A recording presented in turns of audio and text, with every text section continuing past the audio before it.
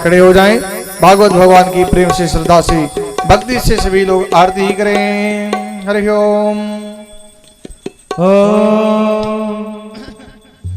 श्री भागवत भगवान की है आरती, पापियों को पाप से है तारती। श्री भागवत भगवान की है आरती, पापियों को पाप से है तारते।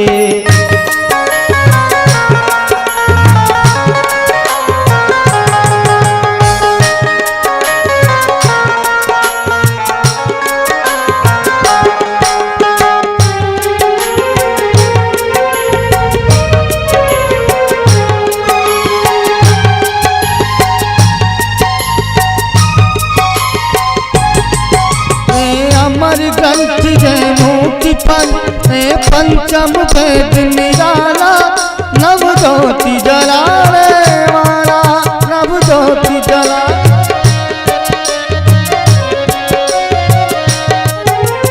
अमर ग्रंथ जय मुक्ति पंचम वेद निराला, नव ज्योति जलावे वाला, नव ज्योति जलावे वाला। हरि राम जय हरि राम जय, ओ हरि राम जय हरि धाम जय, प्रभु नाम जय प्रभु धाम जय। जग के मंगल की आरती, पापियों को पाप से है तारते। भागवत भगवान की है आरती, पापियों को पाप से है तारती।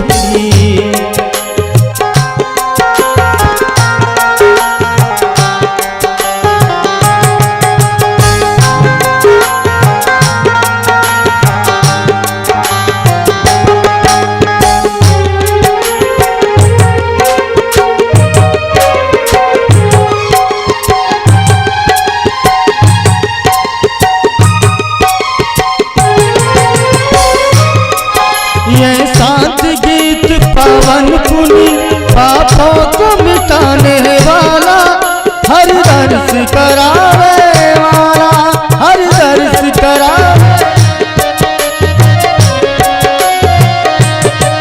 यह शांति गीत पावन पुनि पापों को मिटाने वाला, हर दर्श करावे वाला, वाला हर दर्श करावे वाला।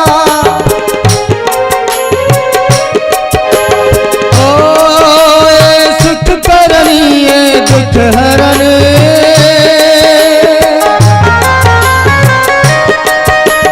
सुख हरणी दुख हरणी भव हरणी भवतरणी। श्री मधुसूदन की आरती, पापियों को पाप से है तारते। भागवत भगवान की है आरती, पापियों को पाप से है तारते।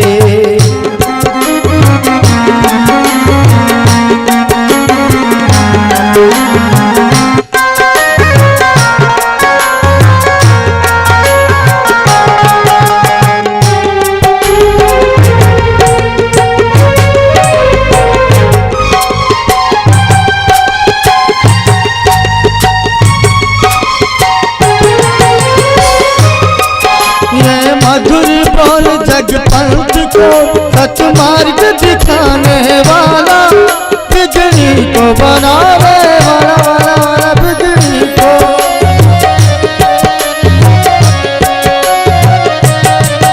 ये मधुर बोल जग पंथ को सच मार्ग दिखाने वाला, बिगड़ी को बनावे वाला, बिगड़ी को बनावे वाला।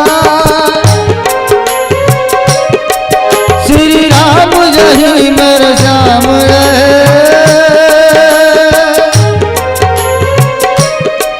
घन श्याम जय प्रभु राम जय, मेरे राम जय प्रभु की महिमा की आरती, पापियों को पाप से है तारती। भागवत भगवान की है आरती, पापियों को पाप से है तारते। भागवत भगवान की है आरती, पापियों को पाप से है तारते। कर्पूरगौरम करुणावतारम, संसार सारम भुजगेन्द्रहारम। सादा वसंतम हृदय रविंदे, हृदय रविंदे। भवम भवानी सहितं नमामि, सहितं नमामि। तुमेव माता च पिता तुमेव, च पिता तुमेव। तुमेव बन्धु च सखा तुमेव, च सखा तुमेव। तुमेव बीजा कपिलं तुमेव, तुमेव कपिलं तुमेव। तुमेव सर्वं मम देव देवा, मम देव देव। श्री भागवत भगवान की है आरती, पापियों को पाप से है तारते। भागवत भगवान की है आरती, पापियों को पाप से है तारते। पापियों को पाप से है तारते हो, पापियों को पाप से है तारते हो, पापियों को पाप से है तारते हो, पापियों को पाप से है तारते। बोलिए भागवत भगवान की, श्री व्यास जी महाराज की। आप सभी भक्तगण अपने अपने स्थान पर बैठ जाएं। तम एन तस्मै श्री गुरुवे नमः। यो अन्तः प्रविष्ट मम वाच मिमां प्रसुप्तां संजीवयत्यखिल शक्ति धरस्वधाम्ना। अन्यान् सगस्तचरण श्रवणात्वगादीन् प्राणान्नमो भगवते पुरुषाय तुभ्यम्। कृष्णाय वासुदेवाय हरये परमात्मने प्रणतः क्लेशनाशाय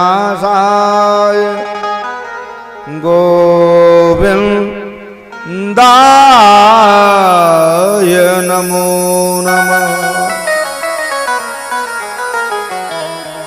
यं प्रव्रजन्तमनु पेतमपेतकृत्यम् द्वैपायनो विरग कातरयाजुहाव। पुत्रेति तन्मयतया तरवो विने दुष्टम् सर्वभूतहृदयम् मुनिमानतोऽस्मि।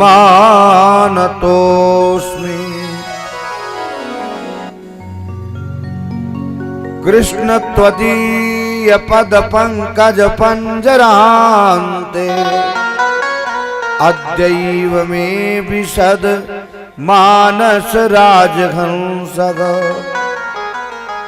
प्राण प्रयाण समये कफवात पित्तै कंठावरोधन विधौ अस मरणम कुतस्ते। राधा तू बड़भागिनी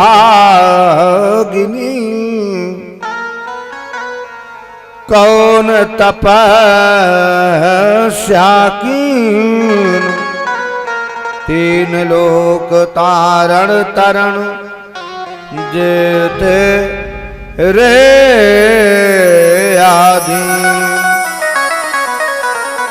जय जय जय राधा रमण,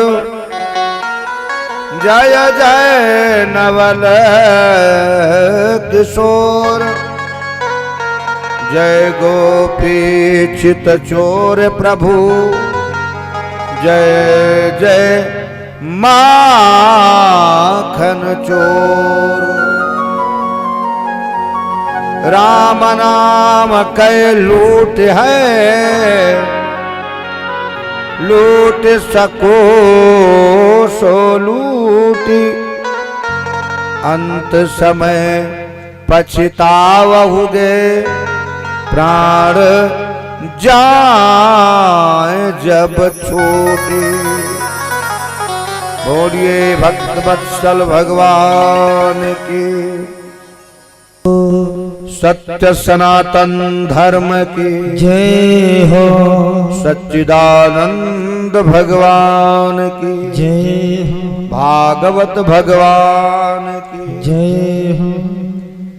अनंता अनंत विभूषित अखिल ब्रह्मांडाधिनायक जगन नियंता जगदाधार अहै दुख करुणालय वरुणालय सर्वतंत्र स्वतंत्र एक सृष्टि के आधार सर्वात्मन सर्वांतर्जामी सर्वे सर्वा कर्तुम अकर्तुम अन्यथा कर्तुम सर्व समर्थ जगदीश्वर प्रात ब्रह्म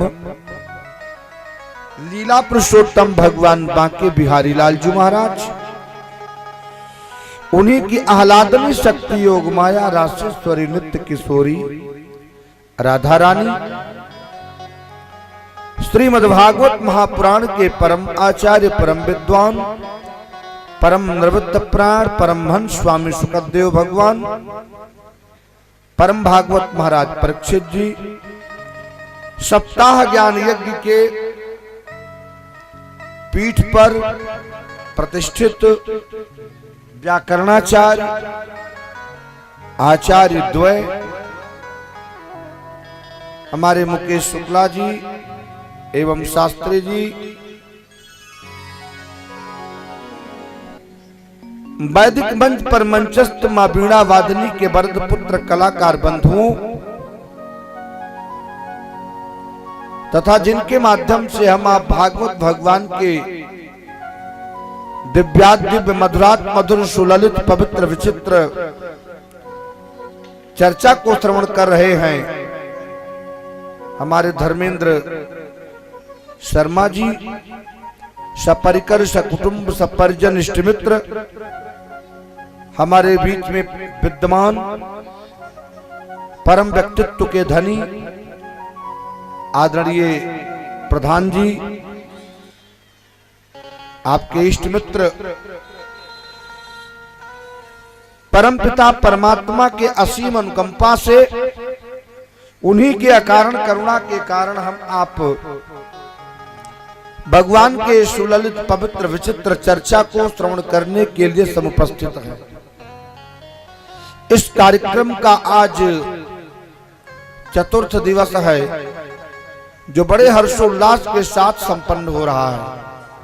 आइए हम आप कथा में प्रवेश करें।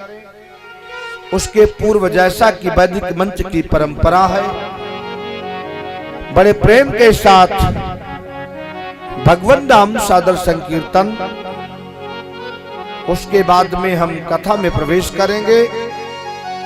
आशा है कि भगवान के इस दिव्य कथा को श्रवण करने के बाद शांति का अनुभव होगा। 2 बार भगवान नाम कीर्तन। हृदयारविंद, मुखारविंद, श्रवणारविंद, इन तीनों को पवित्र कर। बोलिए भक्त वत्सल भगवान की जय हो। गोविंद गोविंद गाइए, भज राधा गोपाल कृष्ण गाइए। गोविंद गोविंद गाइए, भज राधा गोपाल कृष्ण गाइए। प्रेम के साथ गोविंद गोविंद गाइए, भज राधा गोपाल कृष्ण गाइए। हाँ मुरली मनोहर गाइए, मुरली मनोहर गाइए, भज राधा गोपाल कृष्ण गाइए। मुरली मनोहर गाइए, भज राधा गोपाल कृष्ण गाइए।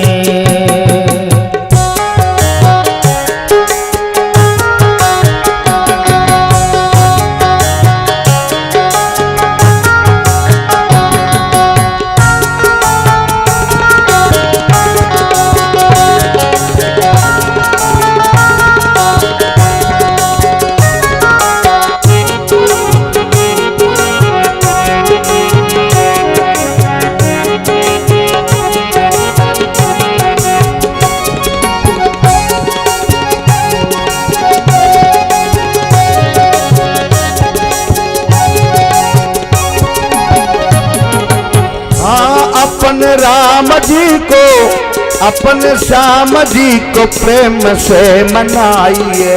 ओ अपन राम जी को प्रेम से मनाइए, ओ अपन राम जी को प्रेम से मनाइए। अपने श्याम जी को प्रेम से रिझाइए, भज राधा गोपाल कृष्ण गाइए। गोविंद गोविंद गाइए, भज राधा गोपाल कृष्ण गाइए।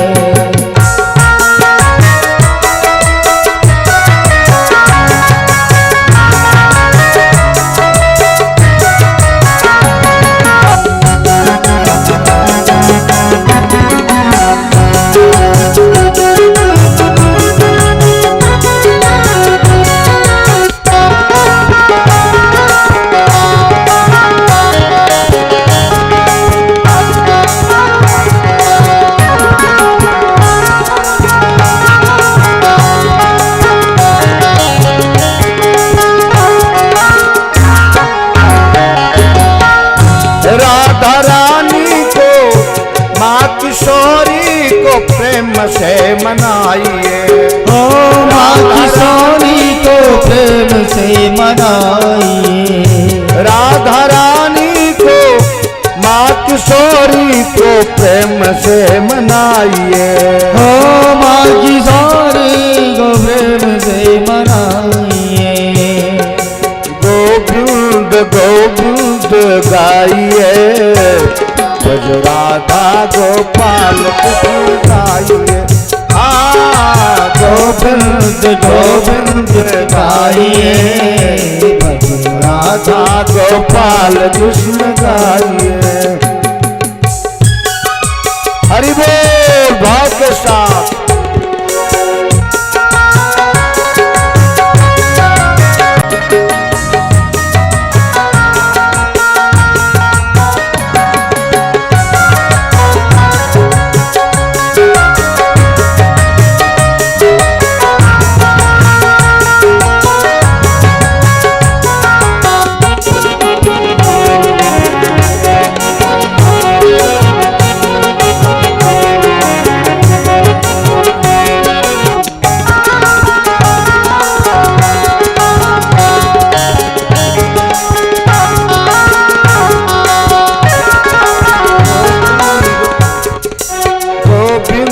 गोविंद गाइए,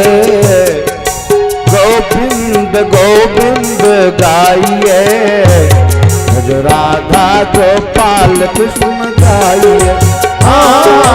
गोविंद गोविंद गाइए, राधा गोपाल कृष्ण गाइए। मुरली मनोहर गाइए, मुरली मनोहर गाइए, राधा गोपाल कृष्ण गाइए। मुरली मनोहर गाइए, राधा गोपाल कृष्ण गाइए। गोविंद गोविंद गाइए, भज राधा गोपाल कृष्ण गाइए।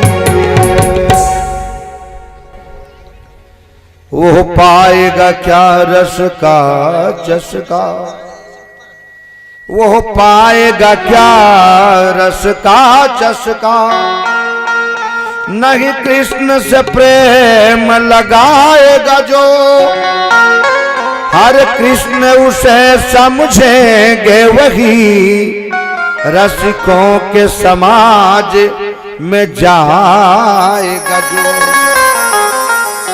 ब्रज धूरी लपेट कलेवर में, गुणनीत किशोरी का गाएगा जो, हंसते हुए श्याम मिलेंगे उसे निज प्राणों की भेंट चढ़ाएगा जो।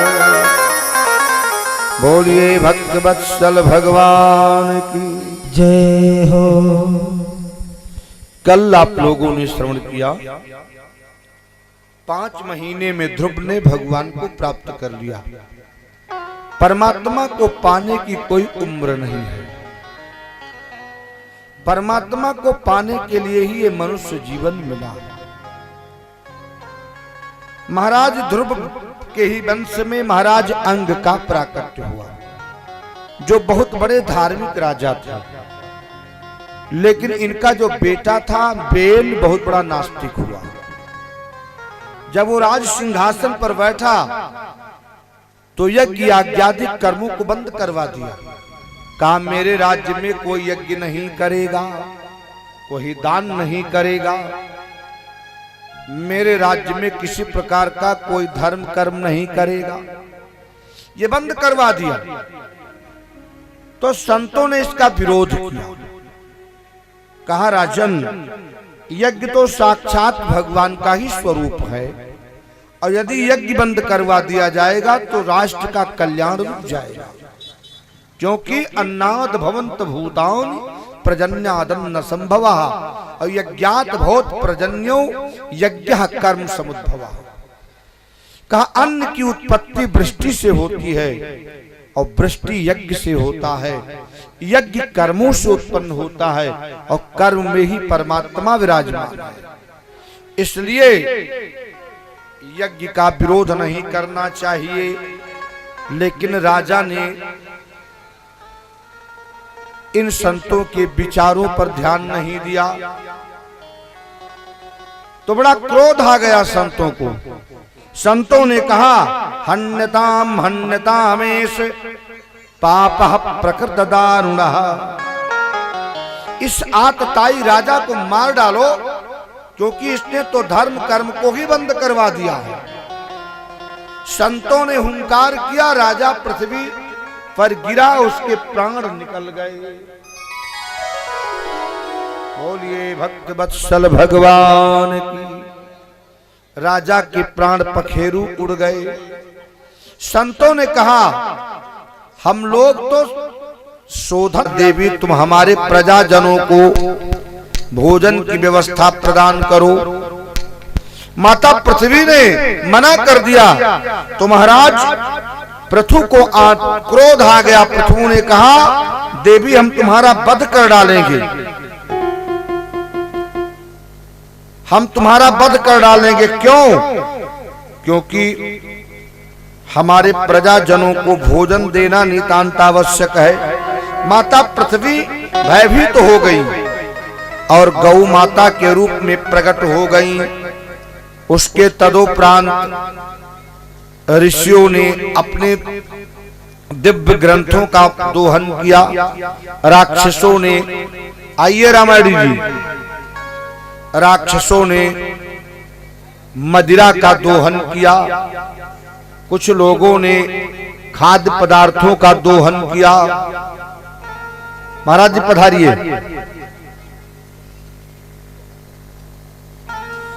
इस प्रकार समस्त तत्वों का दोहन गोमाता के माध्यम से कराया। महाराज पृथु ने कई यज्ञ किया। देखिए पहले यज्ञ कौन करता था, तो कहा यज्ञ राजा महाराजा लोग किया करते थे। यज्ञ से प्रजा को सुंदर शिक्षा प्राप्त होती थी और ये राजा यज्ञ किया करते थे। और राजा कौन होता था, जो समाज का कुशल नेतृत्व करता था। तो यज्ञ प्रारंभ करवा दिया, सैकड़ों यज्ञ किया। देवराज इंद्र ने आकर के यज्ञ में बाधा डालने का प्रयास किया और जब बाधा डालने का प्रयास किया तो यज्ञ देवराज इंद्र पकड़ा गया। अंत में संतों के कहने से देवराज इंद्र को छोड़ दिया गया। यज्ञ नारायण भगवान प्रसन्न हो गए। महाराज पृथु के तपस्या से भगवान प्रसन्न हुए। साक्षात श्रीमन नारायण प्रकट हो गए और नारायण का प्राकट्य हुआ तो नारायण ने पृथु जी से कहा, राजन वर मांगो। तो महाराज पृथु ने बड़ा विलक्षण वर मांगा। आप लोग यहाँ बैठ करके बात करेंगे तो मैं कथा नहीं कर पाऊंगा। यदि दिमाग ना काम करता हो तो मत सुनो। मस्तिष्क यदि कथा में ना लगता हो मत सुनो। ये कथा केवल ये देखिए जैसे क्लास चलता है ना, तो जितना समय कोई क्लास चलता उतना समय उसमें शांतचित्त होकर के सुनना चाहिए। अगर मान लीजिए क्लास समझने की हमारी क्षमता नहीं है तो मत सुनो, उसमें व्यवधान हो। अब देखिए हमारे प्रधान जी कितने शांतचित्त होकर के सुन रहे हैं। इससे व्यक्तित्व का मालूम होता है कि व्यक्ति का व्यक्तित्व कैसा है। हमारे रामायणी जी, आइए अखिलेश भैया आइए। अब कथा तो प्रबुद्ध लोग ही सुनते हैं ना, जिनकी रुचि होती है। पधारिए प्रभु। बोलिए भक्त वत्सल भगवान की जय हो। महाराज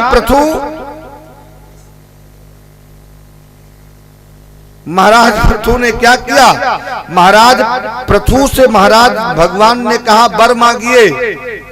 तो पृथु ने क्या मांगा, न कामये नाथ तदप्यहम क्वचिन नायत्र हिस्मच्चरणम्बुजासवः महत्तमांतर हृदयान मुखच्युतो विधत्स कर्णायुत मेष में बरहा। महाराज पृथु ने भगवान से क्या मांगा।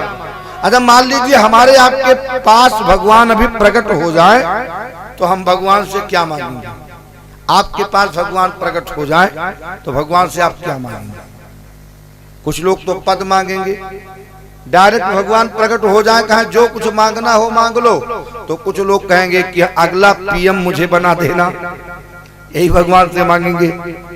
कुछ लोग कहेंगे कि 10-20 करोड़ रुपया हो जाए ताकि मेरा बिजनेस बढ़िया हो जाए। कुछ लोग पुत्र मांगेंगे, कुछ लोग पौत्र मांगेंगे। लेकिन महाराज पृथु से भगवान ने कहा बरम ब्रियात वर मांगिए। तो महाराज पृथु ने कहा हमें सार्वभौम पदवी नहीं चाहिए, हमें राज्य नहीं चाहिए, देवराज इंद्र का भी सिंहासन नहीं चाहिए। तो क्या चाहिए, नाकामये नाथ तदप्यहम क्वचिन नायत्र युष्मच्चरणम्बुजासवः महत्तमांतर हृदयान मुखच्युतो विधत्स कर्णायुत मेष में बरहा। हमें केवल 10,000 कान दे दीजिए रामायणी जी। अब मान लीजिए 10,000 कान भगवान दे दें, क्या करेंगे।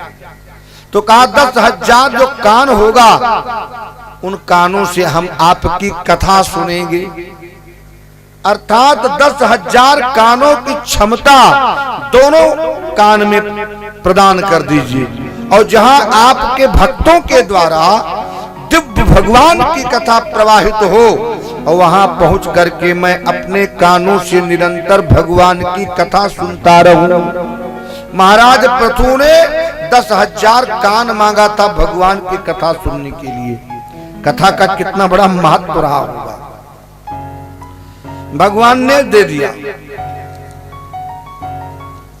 इधर आगे की कथा आती है महाराज, इन्हीं के वंश में महाराज राजा प्राचीन बरही हुए। अच्छा, वो कर्मकांड करते थे, यज्ञ आज्ञादि कर्म करते थे। तो यज्ञ जब संपन्न होता था तो यज्ञ के अंत में किसी पशु की बलि दिया करते थे। तब के शास्त्रों में इसका कोई वर्णन नहीं है। अक्सर हम आप देखा करते हैं, आप लोगों ने भी देखा होगा, किसी का कोई काम यदि फंस जाता है तो कहीं जाता है किसी माँ के दरबार में या कहीं ऐसे स्थान पर, कहेगा हे मातेश्वरी मेरा ये काम पूर्ण हो जाए तो मैं आपके यहाँ किसी बकरे का बलि चढ़ाऊंगा। अब बताइए, किसी निरीह पशुओं को मार करके क्या मातेश्वरी को प्रसन्न किया जा सकता है? अगर मान लीजिए मातेश्वरी को प्रसन्न करने के लिए शेर भी चढ़ाया जाता है, हाथी भी चढ़ाया जाता है, तो शेर मिट्टी का बनवा करके लोग चढ़ा देते हैं, हाथी मिट्टी का बनवा करके चढ़ा देते हैं, तो क्या बकरी मिट्टी का बकरा मैया नहीं स्वीकार करेंगे? क्यों? क्योंकि हम शेर को मार नहीं सकते, हाथी को मार नहीं सकते, उतनी क्षमता नहीं है। इसलिए एक निरीह प्राणी को, कमजोर प्राणी को मार करके हम मां को प्रसन्न कर लें, ये कैसा नियम है? ऐसा शास्त्र प्रमाण नहीं है।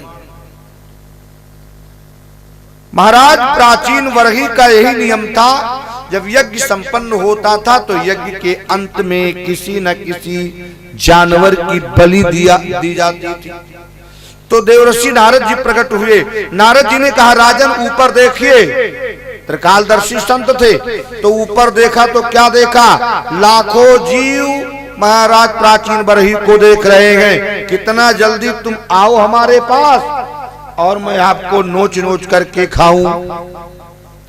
देवर्षि नारद जी से महाराज प्राचीन बरही ने कहा कि आप ये जो दिखा रहे हैं, ये जो जानवर ऊपर से हमको देख रहे हैं, क्यों देख रहे हैं? तो कहा इन जानवरों को तुमने बलि दिया है और ये आपके आने का इंतजार कर रहे हैं, आपको ये नोच करके खाएंगे। महाराज राजा प्राचीन बरही डर गए। फिर देवर्षि नारद जी ने उनको पुरंजनोपाख्यान के माध्यम से दिव्य उपदेश दिया। फिर उन्होंने ये प्रथा को बंद कराया। महाराज प्राचीन बरही के वंश में 10 प्रचेतागण हुए जो बहुत प्रताप प्रभावशाली राजा थे। वार्षिकी कन्या से इनका विवाह हुआ और दक्ष जैसे प्रतापी पुत्रों को इन्होंने जन्म दिया। और दक्ष भी अपने पुत्रों को उपदेश दे करके चले गए वन के तरफ भजन करने के लिए। और महाराज यहीं से भागवत का 4th स्कंद समाप्त हुआ। अब भागवत के 5वें स्कंद में महाराज प्रियव्रत की कथा आती है। सुनेंगे तो बड़ा आनंद आएगा। महाराज प्रियव्रत, महाराज मनु के पहले पुत्र का नाम था प्रियव्रत, दूसरे का नाम था उत्तानपाद। तो महाराज प्रियव्रत भजन में लगे थे, नारद जी के आश्रम में रह करके भजन कर रहे थे। उन्होंने संकल्प लिया था ये जीवन प्रभु को पाने के लिए मिला है, मैं कभी भी इस जीवन से संसार का कार्य नहीं करूंगा, केवल भजन करूंगा। तब की कितने बड़े सम्राट के लड़के हैं, महाराज मनु के बराबर कोई सम्राट आज तक हुआ ही नहीं है। ब्रह्मांड के सबसे बड़े राजा हैं और उनके पुत्र हैं, और फिर भी कर क्या रहे हैं? बैठ करके सत्संग कर रहे हैं। वहां पर श्रीमन नारायण भी पहुंचे, ब्रह्मा जी भी पहुंचे। कहा राजन, यदि आपने ऐसा किया तो सृष्टि के क्रम को आगे कौन बढ़ाएगा? सृष्टि के क्रम को आगे बढ़ाने के लिए आपको विवाह करना पड़ेगा। और विवाह का मतलब होता है विशिष्ट विधान का पालन करना। और आजकल विवाह नहीं होता है, आजकल होता ब्याह। और जब ब्याह होता है तो दुनिया वाले आह आह आह पूरा जीवन परेशान रहते हैं। क्या होता है? ब्याह। विवाह का मतलब होता है विशिष्ट विधान का पालन करना। तो देखिए भाई, आज नौशहरा के सज्जनों की भीड़ लग रही है। बोलिए भक्त वत्सल भगवान की जय। अभी कुछ महीने पूर्व हमारे अखिलेश भैया, अखिलेश तिवारी जी के यहाँ भागवत का भव्य कार्यक्रम किया गया था। और उन्हीं का भैया के यहाँ से ही हमारे धर्मेंद्र भैया जी निमंत्रण में बुलाए और यहाँ भी कार्यक्रम चल रहा है। और यहाँ आने से आप लोगों का सानिध्य प्राप्त हुआ। तो महाराज प्रियव्रत ने क्या किया? प्रियव्रत जी विवाह करते हैं। किसके साथ विवाह करते हैं? इनका विवाह विश्वकर्मा की पुत्री बरहिष्मती से हुआ। ये विश्वकर्मा कौन है? विश्वकर्मा देव शिल्पी है। देवताओं के शिल्प का काम विश्वकर्मा लोग करते हैं। तो विश्वकर्मा की पुत्री बरहिष्मती के साथ महाराज प्रियव्रत का विवाह हुआ। कितने पुत्र पैदा हुए? कहा 10 पुत्र पैदा हुए। आज हम लोग कहते हैं छोटा परिवार सुखी परिवार। देखिए, पुत्र 2 हो, 4 हो, 5 हो, कितने भी हो, लेकिन उनको उचित शिक्षा देनी चाहिए। और यदि हम उनको उचित शिक्षा नहीं दे पा रहे हैं, संस्कार नहीं दे पा रहे हैं, तो बहुत पुत्र हो क्या मतलब है? पुत्र हो गए 5, कोई सिगरेट पी रहा है, कोई शराब पी करके घूम रहा है, तो कोई रोड पर घूम रहा है, कोई सिटियाबाजी कर रहा है, कोई लीड लगाकर पूरा दिन मटर गश्ती कर रहा है। ऐसे पुत्रों का क्या मतलब है? पुत्र 2 हो लेकिन योग्य हो, समाज में नाम करें, समाज में उनकी प्रतिष्ठा हो, माता पिता का नाम रोशन हो। बहुत पुत्र का कोई मतलब नहीं है। लेकिन महाराज प्रियव्रत के पास 10 पुत्र हुए, एक भी बेकार नहीं। 7 पुत्र तो सन्यासी हो गए और 3 पुत्र 3 खंडों के राजा हो गए, सब योग। इन्हीं में जो बड़ा बेटा था, जिनका नाम था आग्निद्र, आग्निद्र का विवाह पूर्व चित्ती अप्सरा के साथ हुआ। अब महाराज आग्निद्र के माध्यम से भी 10 पुत्र जन्म लिए। 10 पुत्र जन्म लिए और इनमें 10 पुत्रों में से जो बड़ा बेटा था, उनका नाम था नाभि। नाभि का विवाह महाराज मेरू देवी के साथ हुआ। पति पत्नी ने यज्ञ नारायण भगवान का पूजन किया और यज्ञ नारायण भगवान का पूजन किया तो यज्ञ नारायण भगवान प्रकट हुए। जैसे धर्मेंद्र भैया पूजन कर रहे हैं, तो यज्ञ नारायण भगवान प्रकट हुए। कहा बरम ब्रियात, बर मांगिए। तो क्या मांगा? हे भगवान, आपके समान मैं पुत्र चाहता हूं। यज्ञ में जब भगवान प्रकट हुए तो इन्होंने क्या वर मांगा कि प्रभु ऐसा वरदान दीजिए कि आपके ही जैसा बेटा मुझको प्राप्त हो जाए। तो भगवान ने कहा कि आप सरीस खो जऊ कहा जाई, आप सरीस खो जऊ कहा जाई। इंद्र प्रताप तनाई होपमई आई, इंद्र प्रताप तनाई होपमई आई। आप सरीस खो जऊ कहा जाई, आप सरीस खो जऊ कहा जाई। इंद्र प्रताप तनाई होपमई आई, इंद्र प्रताप तनाई होपमई आई। कहा मैं अपने समान किसको खोजने जाऊं, मेरे समान तो कोई है ही नहीं। राजन मैं ही आपके यहाँ पुत्र बन करके आऊंगा। कालांतर में भगवान श्रीमन नारायण ही नाभि के यहाँ पुत्र के रूप में प्रकट हुए। इनका क्या नाम हुआ? इनका नाम ऋषभ हुआ। ये जो जैन धर्म का प्रचार है, जैनी लोग अपने धर्म का पालन करते हैं, ये ऋषभ भगवान के माध्यम से जैन धर्म का प्राकट्य हुआ है। ऋषभ भगवान का इतना बड़ा प्रभाव था कि देवराज इंद्र लज्जित हो गए, इनको ईर्ष्या होने लगी। इन्होंने एक बार तो वर्षा बंद करवा दिया, और जब वर्षा बंद हो गई तो इनको क्रोध आ गया। तो ऋषभ भगवान ने सृष्टि के क्रम को बदल दिया, फिर अपने माध्यम से वर्षा करवाया। अब देवराज इंद्र लज्जित हो गए, ऋषभ भगवान के चरणों में प्रणाम किया, और उनके पास एक पुत्री थी जिसका नाम था जयंती। देवराज इंद्र ने अपनी पुत्री जयंती का विवाह ऋषभ देव के साथ कर दिया। कितने पुत्र पैदा हुए? 100 पुत्र।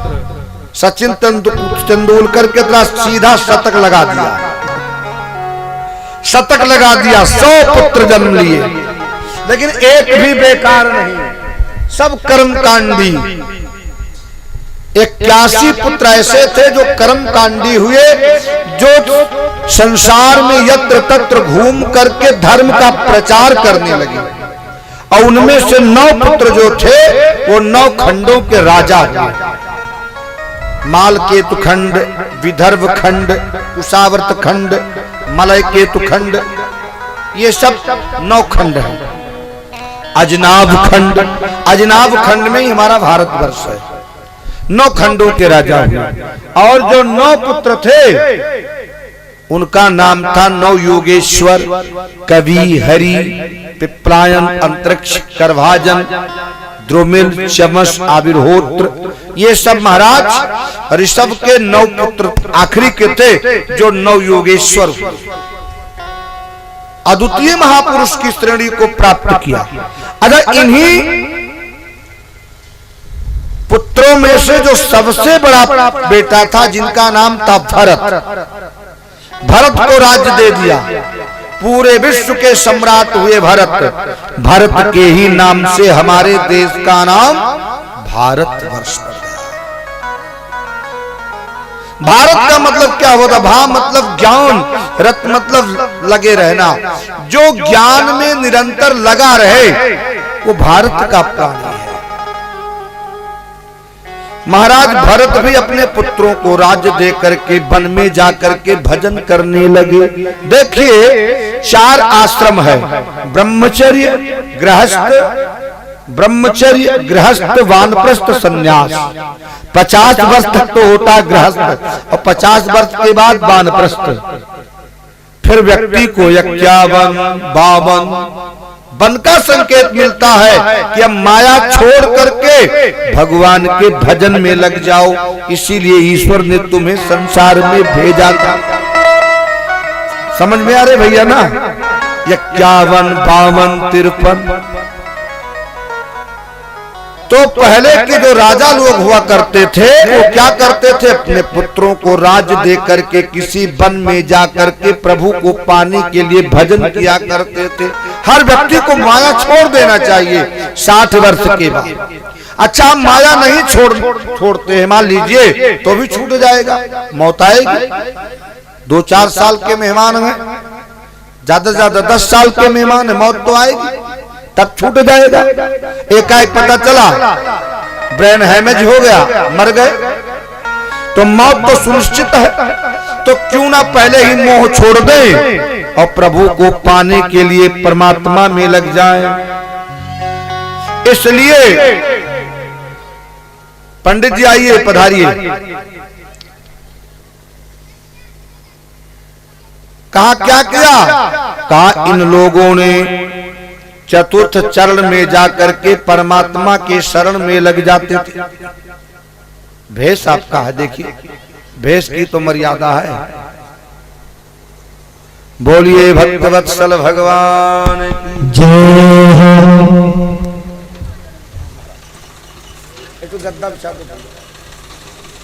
इस भेष की पूजा होती है ना, ये भगवान विष्णु का भेष है। बोलिए भक्त वत्सल भगवान। तो 81 पुत्र जो थे ये कर्मकांडी ब्राह्मण हुए, 9 पुत्र 9 खंडों के राजा हुए, 9 पुत्र 9 योगेश्वर हुए। इनमें से बड़े पुत्र महाराज भरत को राज्य देकर के ऋषभ भगवान के प्रेम भजन में लग गए। महाराज भरत ने भी अपने पुत्रों को राज्य देकर के और चतुर्थ चरण में भजन करने के लिए चले गए। कहाँ गए? कहा पुनः आश्रम में, और गंडकी नदी के किनारे रह करके भजन करने लगे।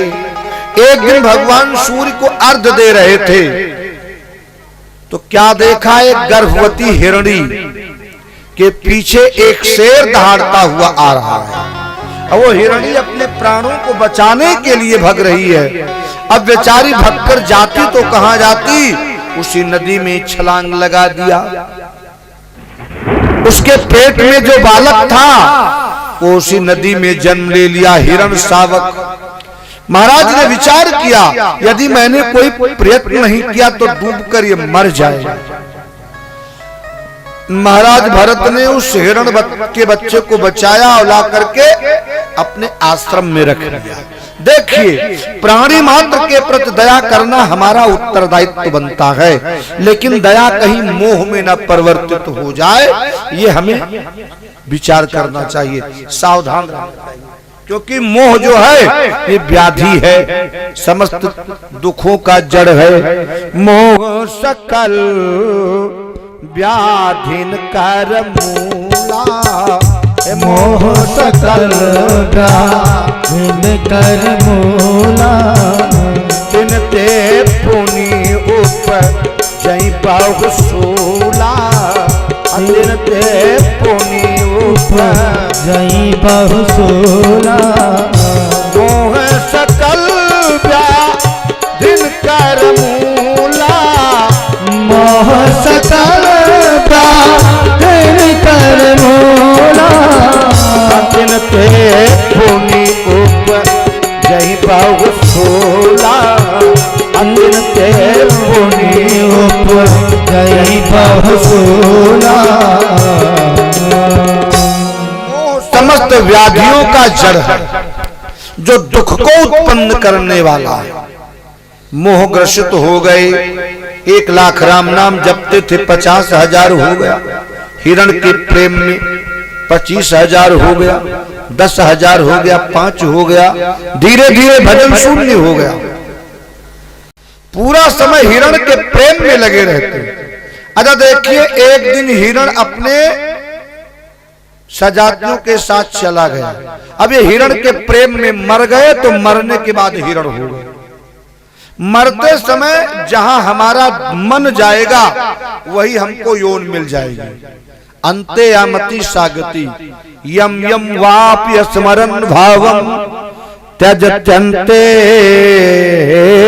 कलेवरम तम तमे वैत कौन्तेय तदा तद्भाव। भगवान कृष्ण कहते हैं जो व्यक्ति जिस भाव से निरंतर प्रभावित रहता है, मरने के बाद उसको वही शरीर मिल जाता है। इसलिए भगवान ने सतर्क किया है, तस्मात् सर्वेश कालेश माम स्मरयुद्धचा। हे अर्जुन, इसलिए तू हर काल में मेरा स्मरण कर और युद्ध कर। युद्ध करने का मतलब क्या हुआ? परिवार का पालन भी करता रहा और मेरा स्मरण भी करता रहा, ताकि मरते समय परमात्मा की याद आए। और मरते समय कहीं भैंस की याद आ गई, मेरी भैंस बड़ी प्यारी है, तो भैंस का ही मिलेगा। मैं नहीं कह रहा हूं, भगवान योगेश्वर ने कहा। मरते समय याद आ गया कि कितना बढ़िया बिल्डिंग मैंने बनाया, मैं जा रहा हूं छोड़कर, तो बिल्डिंग में कोई ना कोई जानवर के रूप में आना पड़ेगा। इसलिए अंते यामति सागति, इसलिए निरंतर सब कुछ करते हुए परमात्मा से जुड़ करके रहना चाहिए। तो भरत जी कि मौत किससे हुई कहा हिरण के प्रेम में अपने शरीर का परित्याग किया तो मरने के बाद हिरण हो गए। लेकिन भजन के आधार पर स्मृति बनी है कि मैं पूर्व जन्म में राजा था और गंडकी नदी के किनारे किसी हिरण को बचाया था, उसी के फलस्वरूप आज मैं हिरण यौन को प्राप्त किया हूं। विचार करें, मेरा आश्रम है, यहाँ मैं बैठ करके चिंतन किया करता था, यहाँ मेरा कमंडलू रहता था, यहाँ मेरी जपमाली रहती थी, यहाँ मैं आराधना किया करता था। लेकिन अब क्या करें, शरीर हिरण का है, शनैः शनैः प्रारब्ध काम करने लगा, हिरण का शरीर शांत हुआ। अब दोबारा इनका जन्म अंगिरस गोत्रीय ब्राह्मण घर में। इनके पिता श्री जी ने इनको गायत्री मंत्र सिखाया। ग्रीष्म यानी बसंत ऋतु से लेकर के ग्रीष्म ऋतु तक गायत्री मंत्र सिखाया, लेकिन इन्होंने गायत्री मंत्र पढ़ करके नहीं सुनाया कि आज मैंने पिताजी को गायत्री मंत्र पढ़ करके सुना दिया तो पिताजी कल कहेंगे सत्यनारायण व्रत कथा याद करो, तो कहीं जाना पड़ेगा। फिर पिताजी कहेंगे बेटा थोड़ा ज्योतिष तैयार कर लो, फिर पिताजी कहेंगे बेटा विवाह कराना सीख लो, फिर वही चक्कर में पड़ेंगे, फिर जन्म लेना पड़ेगा। इस बार ये सावधान है, जानते तो सब कुछ है लेकिन सुनाया कुछ नहीं। पिताजी ने कहा ये मेरा जड़ है, नाम हो गया जड़ भरत।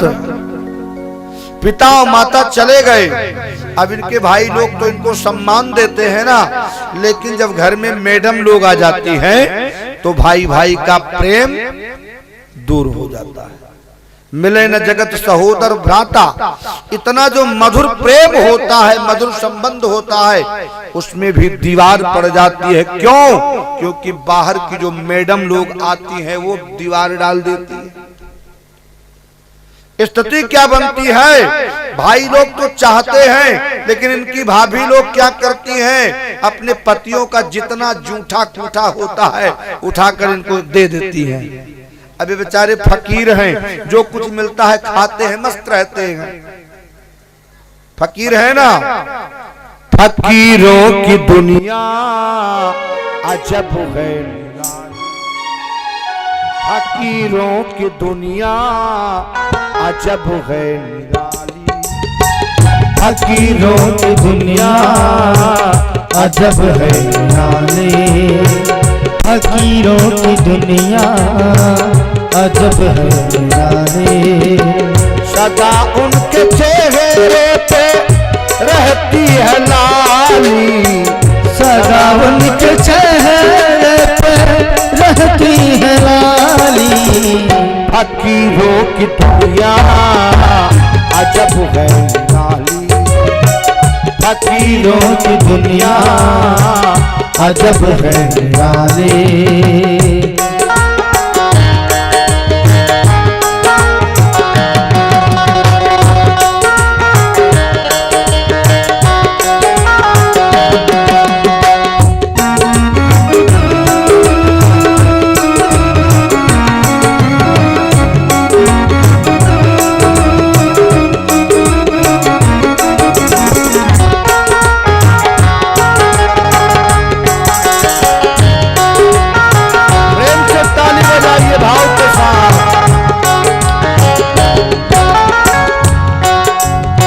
सदा मस्त रहेगा उनकी रजा में, सदा मस्त रहेगा उनकी रजा में, सदा मस्त रहेगा उनकी रजा में, सदा मस्त रहेगा उनकी रजा में।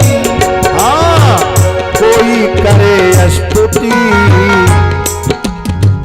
कोई करे स्तुति चाहे देव गाली, कोई करे स्तुति चाहे देव गाली, सदा उनके चेहरे पे रहती है लाली, सदा उनके चेहरे पे रहती है लाली।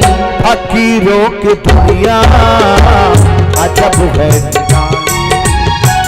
फकीरों की दुनिया अजब है निराली।